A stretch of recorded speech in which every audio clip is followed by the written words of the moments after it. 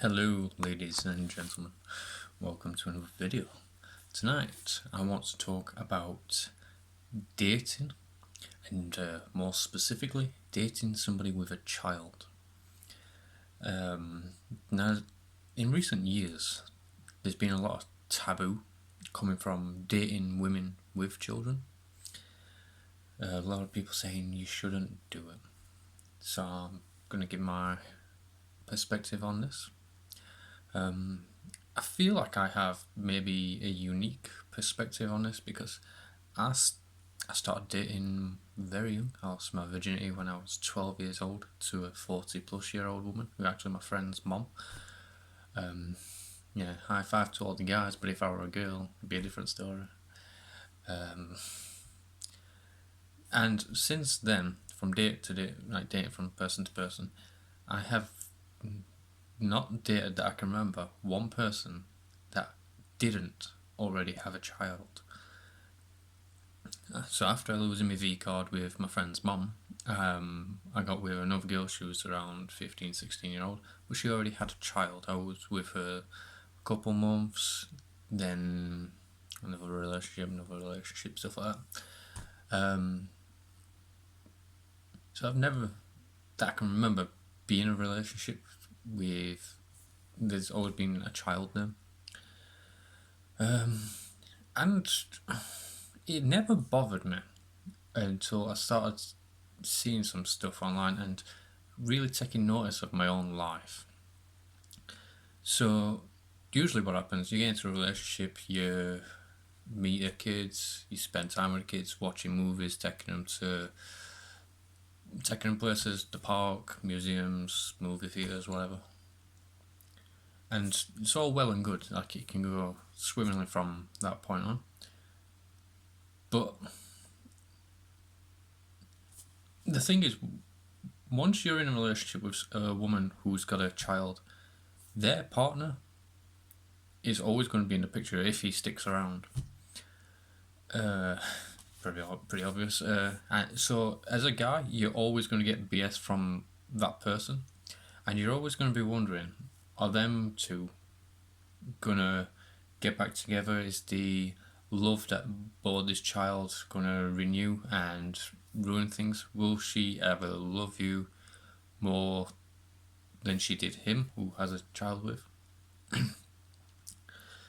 So you worry about these things all the time. You also worry about like leaving them alone together, because not all the time, but a lot of the time they still have like innuendo and flirting and regaling about memories past, and you just, it's like you walked in on a joke but you don't get the joke, and maybe it's a joke at your expense. And on top of that, no matter what you do for that child, you can educate them, you can spend quality time with them, but you'll never be their father. Even if you adopt them, the real father could come back into the picture at any time, renew the relationship. It's happened before, and it will happen again. Not to me, just in general to people. But no matter what you do for that child, there's one thing you can't do as a man, is punish or discipline that child. Now, I've made a video before that I think physical discipline on a child is out of order. There's no reason whatsoever to smack a child. If you smack a child, then you have failed as a person. I put it this way in my previous video. If you can't outthink a child, you should not be a parent. You don't need to physically discipline a child, no matter how they are acting. Now, a lot of people go, oh, you're wrong on that one, you need to smack it. Why do you need to smack a child? You want them to fear you. Why? Would you not prefer their love instead? So, my personal opinion, I've never disciplined a child that way, nor would I. Best thing you can do to discipline a child is tell them to do something, and if they don't do it, just ignore them for a little bit and then they'll do it, then they'll run back to you, I've done this. 9 out of 10 times it'll work. But when it comes to a guy dating a woman who has children, you're never going to be even in that relationship. It's like, it depends on state to state, country to country. But if you're with a woman, she cheats, gets pregnant, some states you have to raise a child as your own by law, or you could be prosecuted for it, which is outrageous and disgusting. If in a marriage, if someone breaks the contract, because marriage is a contract under God, I'm not a religious person, but I actually do believe in marriage, that two people take this union to say under God and in front of witnesses, we're joined to become one, take care of one another, never to cheat, never to lie, never to do this and another until death do us part. And I believe full-heartedly, whomever breaks that contract, let's say a woman cheats, she should have to pay the man for breaking that contract. But that's not how it is in the world. If a woman cheats, she could still get half the guy's stuff. It's disgusting. So I personally think whomever cheats, whoever breaks that contract, should have to pay. And if a guy loses in court, he may have to pay for a child that's not his for 18 years. Excuse me. Which is disgusting by anyone's standards. But obviously you'll never hear feminists talk about this because it benefits them. So, all this that I have just said can be avoided by being more selective. Don't just take the first person that comes along because you're lonely or you're frisky. Get to know one another first. Set boundaries.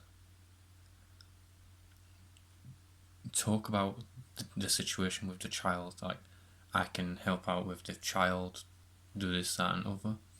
I think personally for the first 3 years, a guy should not pay anything for the child. Treat them to trips, yeah. Take them to a museum. Museums don't cost no anyway, so you're just paying for travel and food and whatever. Take them to parks. Do activities. Teach them life skills. Like, I have young nieces, nephews, and one thing I do for them is I teach them how to pot plants and sort of grow plants, make rockeries, make little bird baths, make small garden ponds, teach them how to use bird feeders, squirrel feeders.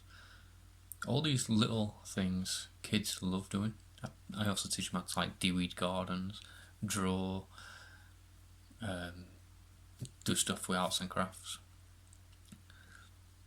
Kids just like to stay busy and they love doing new things. One thing that will really, really help a relationship is limiting the amount of time a child spends in front of a device, because the amount of trash that is on TV, YouTube, they just don't need to be exposed to that. They need the outside world more than the inside world, because it just goes on forever. They watch something on YouTube or whatever, and next video. Adults do the exact same thing. It's like an addiction. It's like a 30-second rush with these little short videos. So keep them off that. It's probably one of the best things you can do for a child. Just keep them, or minimise it anyway, because through the winter months it's harder to get out and do stuff. So just minimise that as much as you can. Spend quality time with them and show them that you love them, that you are listening to them. Children need to be listened to, because you probably, if you've got kids, you know this, talking to a kid and he says something 10, 20 times just to get your attention. if you just listen to them once, then they don't have to repeat themselves.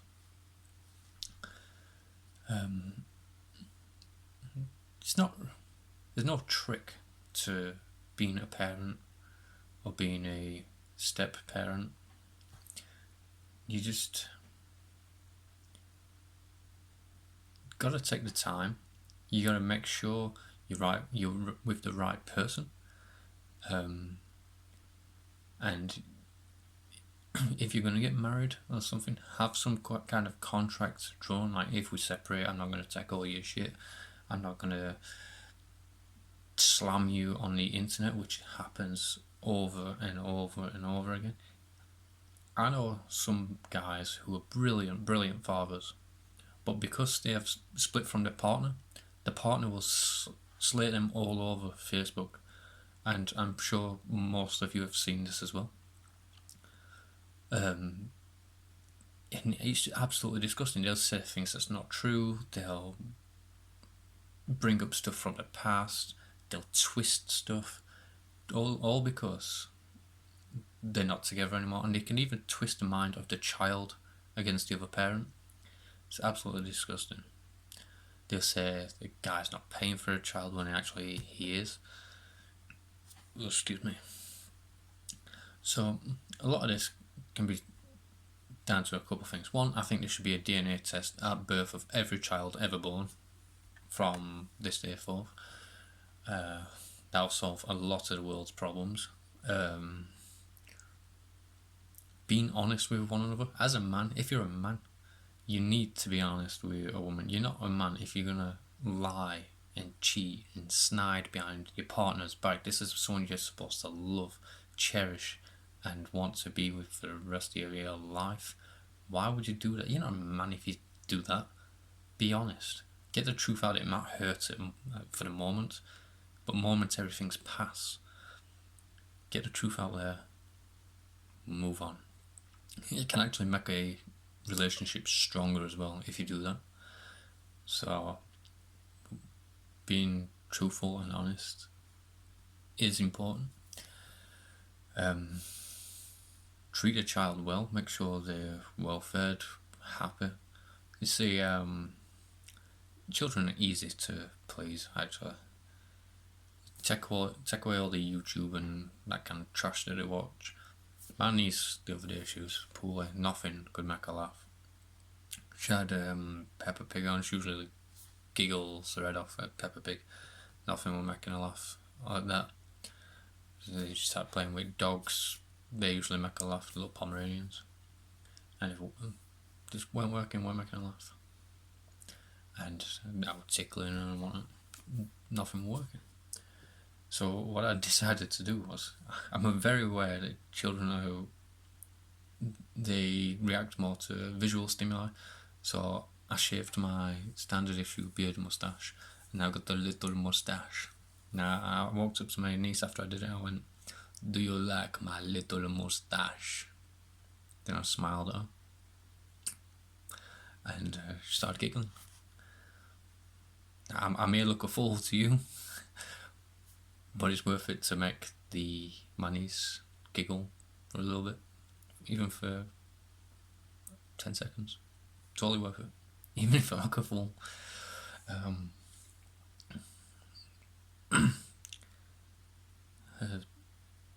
So just, if you're not willing to put up with somebody's kid, that's absolutely fine. Everybody has standards, preferences. Do not judge those who are willing to take on others. And be open-minded. Just take it slow. Be honest. It's really not rocket science. And try and build on what you have. If you feel like it's not working, just both of you walk away. Sooner you can do this, actually, is better. Then you don't feel like much of an attachment to the child, because it can be hard at times, just walking away from a kid that you've spent 6 months to a year getting to know. It can be very depressing, because you can actually get to a point where you love the kid as your own, but then partner turns around and goes, it's not working out, we go our separate ways, and then you have to deal with the fact that you've essentially lost a kid, and then from the kid's point of view as well, his partner, your mother's partner, going like you have a new partner every 6 months or whatever. So people are always in and out of her life, so she's never going to form, or he's never going to form an attachment to one person. It'll be, oh, I never had a daddy, I had several dozen daddies. It's kind of harsh on the kid. So as a mother, being responsible at who you have around your child is very, very important.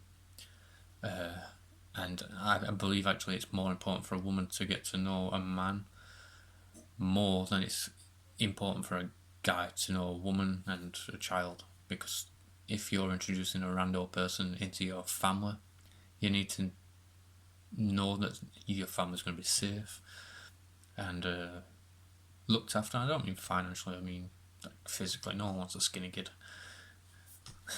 Skinny guy, I should say. So yeah, it's really not that hard to be a dad. It's not hard to be a mother either. I'm just saying, it's the easiest job in the world. I raised 2 sisters, a brother, 2 nieces, 4 nephews, and I'm 34 now, so maybe 20 kids. Like, I've not raised them from like 0 to 18, but I've been there as much as I can be in and out of relationships. It's really not that hard to be a parent. If you had to break it down to one rule, you've got to prepare a kid for a world without a parent in it. It's that simple. But break it down a bit more than that. You just be there, be understanding, listen to them, because kids want to be heard. Oh, mom, look, I've done this. Oh, dad, look, I've done that. It's really not that difficult. The hardest parts is if the parents make it hard, where you argue in front of kids, where you show the kids at times are tough. You can't have this because of this reason, you can't have that because of that reason. Just simply say, no, you're not having it, you've got enough crap. Don't teach your kids excuses. Teach them to take responsibility and accountability. It's a very important lesson to have. And even when times are tough, I've been in relationships where we've both struggled at the time financially, and they almost seem like better relationships because you both have pretty much nothing. You're living from paycheck to paycheck, and that quality time just seems better because it's not about what you have, what you don't have. It's just quality time. Sure, you worry about food, rent, gas, electric, even more so nowadays. Cheers for the government. But you enjoy it more, the quality time. And it seems rarer and rarer now because quality time's taken up more by sticking your child in front of a bleeding TV screen or a laptop or whatever. One kid today has more devices than I did and my 15 friends when I was younger. And it's ridiculous, man. I grew up in the 90s. I was born in 88, so I grew up in the 90s. We had Paperboy on floppy disk. To those who remember that one. Probably a landfill with them floppy disks. We just enjoyed our time. I mean, you never see kids nowadays climbing trees or scrumping, nicking apples off trees, or riding the bikes with friends. Oh, thirsty. Horse pipe here. Have a drink. That's a horse pipe. You don't see it anymore. you don't see like groups of kids playing anymore because the parents are too scared. When I were growing up, you could leave your front door open all night. Like, not, I don't mean unlocked. I mean, you could leave it open so it could air out the house. Or if it was warm. Can't do that anymore. You need double locks on everything. Building more walls than ever around properties. I feel like society is losing something when kids can't play together, because there's no youth clubs anymore, and so kids need another outlet, and I guess they just turn to gaming or clubs, pubs, alcohol. Sure, when I was younger, we used to nick odd bottle of cider, but the world's getting worse. Sad to say. We need youth clubs back for the youth. We need job fairs for the youth, I believe, where you can representative from different industries, labour and electricians, so on and so forth, come together to schools, go, this is what we have to offer. Would you like to give it a go? And I think the last 2 years of school, you should have like should just be training courses for jobs, so you can see a bigger, wider variety of jobs in general. Obviously, focus on maths and English, even more so if kids struggling with it, and teach them about taxes, all that kind of stuff. And I also think in the last year of school, you should be able to get your driving license through the school.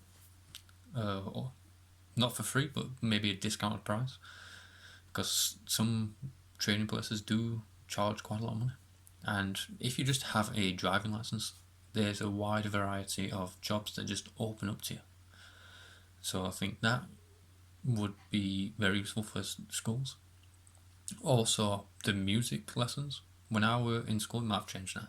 When I were in school, they did music classes 2 or 3 times a week, but unless you owned a musical instrument, you'd just sit there and watch everyone else do it. So I think something needs to be changed about that if it's not already. But yeah, it's really not that hard to be a parent, despite what people say. It's the hardest job in the world. No, it's not. It's really, really not. Being around women who've got kids, like kids too young to go to school, the kid tends to just watch crappy TV all the time. So all a mother or father really has to do, stick a bleeding DVD on, or Netflix, YouTube, whatever. Just let it play. The kids will watch it for like 15 hours straight. They'll watch it until they pass out. If it weren't for a parent saying, "Oh, you need to eat," I'm pretty sure a kid would just like starve himself just watching YouTube. But yeah, that's it. It's not hard being a parent, and if you're gonna be a parent, if you're gonna take on other people's kids, set rules, regulations, take things slow, be understanding, and try and enjoy the experience. It's not that hard. It's really, really not that hard. Unless you make it hard. Peace out.